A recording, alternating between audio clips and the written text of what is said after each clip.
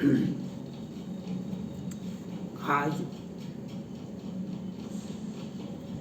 नेपाल हो या बांग्लादेश हो या पाकिस्तान हो, जर्मनी हो या जापान हो, कनाडा हो या फ्रांस हो या ब्रिटेन हो या फिलीपींस हो, सबों को अमेरिका के राष्ट्रपति जो बाइडेन साहब का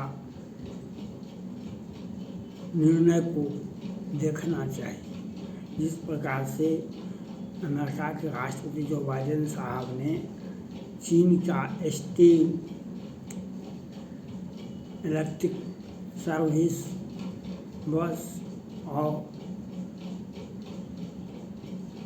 जो महत्वपूर्ण व्यापार चाइना अपने देश में उत्पादन करके अमेरिका को भेजता था, उस पर उसने प्रतिबंध लगाया। उस पर किसी पर 50%, किसी पर 100%, किसी पर 25%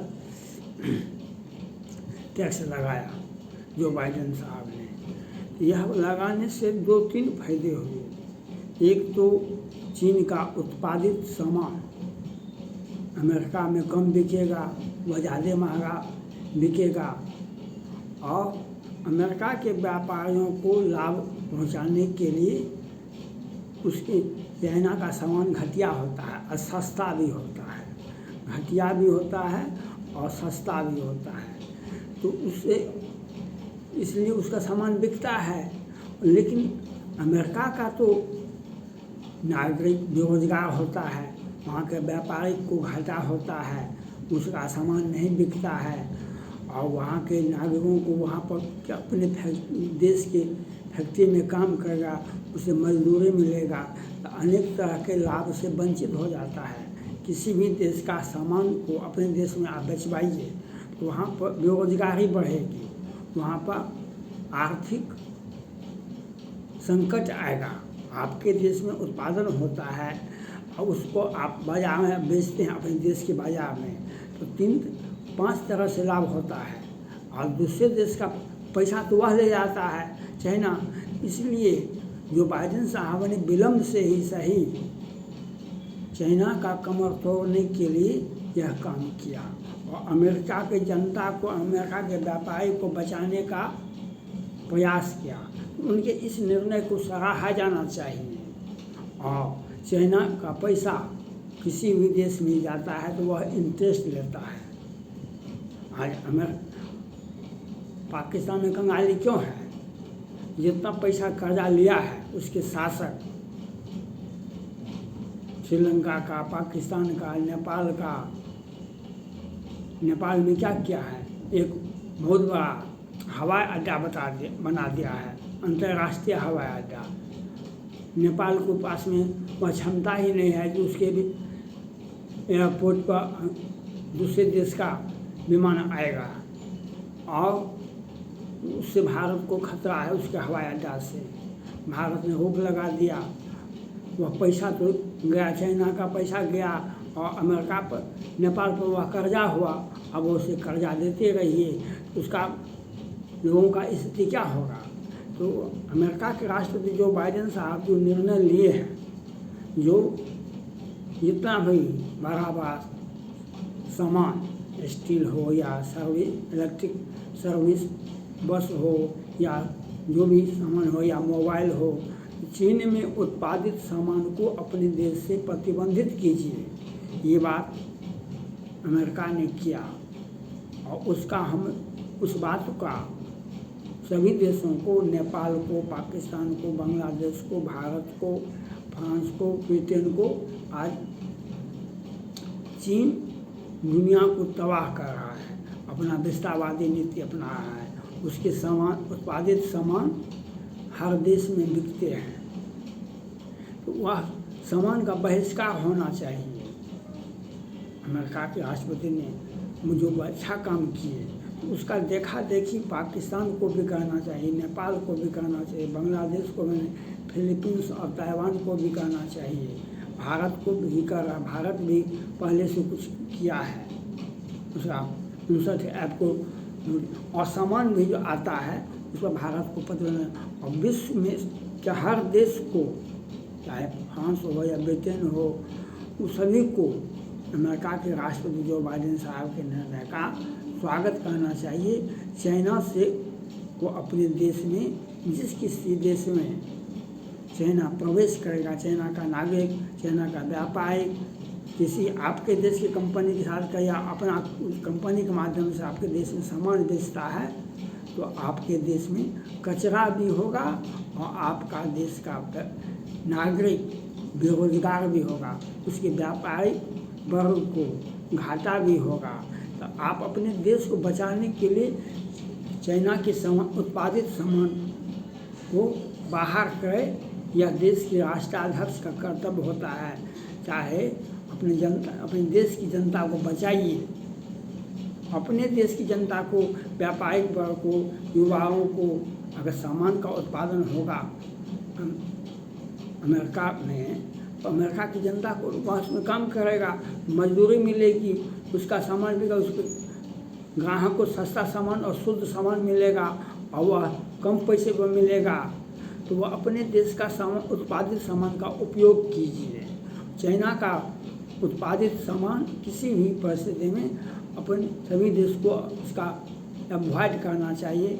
नेपाल को भी, पाकिस्तान को भी, बांग्लादेश को भी, ब्रिटेन और फ्रांस को भी चीन के उत्पादित सामान का बहिष्कार होना चाहिए। अमेरिका के राष्ट्रपति जो बाइडेन साहब ने जो काम किए, एक ठोस निर्णय। आप अमेरिका विकसित है, अति विकसित है, वह विकसित उसको भी टक्कर दे रहा है चाइना, उसको टक्कर दे रहा है, तो वह अपना जनता को, व्यापारिक वर्ग दोनों को बचाना काम है, तो उसने काम किया। तो आप भारत को भी यह बात करना चाहिए, पाकिस्तान को भी करना चाहिए। आज पाकिस्तान में आटा का किल्लत है, आटा का किल्लत काहे होगा?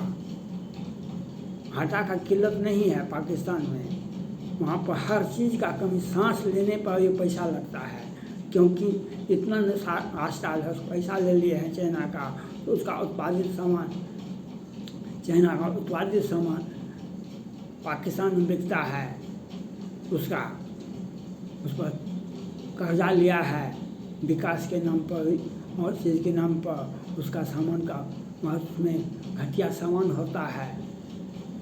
आपने देखा था ना, जो चाइना का जो खाद्य है, उस पर जो खेत में दिया जाता है, वह खाद्य घटिया था। श्रीलंका में जनता ने विरोध किया, वहाँ के तत्कालीन प्रधानमंत्री मंत्री सभी भागे, तो अब स्थिति समान है, दूसरा व्यक्ति बने तो वहाँ पर स्थिति समान है। तो चाइना के सामान को प्रतिबंधित किया गया। चाइना का सामान अगर आपके देश में जाएगा तो आपके देश में भी हाहाकार मचेगा, उसका अनेक तरह का शोषण करता है अपने सामान के उत्पादन। जो काम जो बाइडेन साहब ने किया, वह काम भारत को भी करना चाहिए और पाकिस्तान को अधिक करना चाहिए, नेपाल को और अधिक करना चाहिए। अपने देश की जनता को बचाइए, अपने देश की जनता को बचाइए, अपने देश के नागरिकों को बचाइए, अपने देश के व्यापार वर्ग को बचाइए, तभी आपका देश खुशहाल होगा। उसे अपने देश का उत्पादित सामान सस्ते दर पर मिलेगा और उसमें गुणवत्ता भी अधिक होगी। चीन के सामान में कोई गुणवत्ता नहीं होती है, वह देखने में सुंदर होता है, उसका किसी भी प्रकार का, चाहे स्टील का हो या खाद्य पदार्थ, तो कभी छूना भी नहीं चाहिए चाइना का। और उसका जो भी सामान है उसका बहिष्कार कीजिए। ये काम भारत को भी करना चाहिए, ये काम ब्रिटेन को भी करना चाहिए, ये काम पाकिस्तान और नेपाल को भी करना चाहिए, जो हम चाइना के सामान का, उत्पादित सामान का बहिष्कार के। और जनता को भी इसमें आगे आना चाहिए।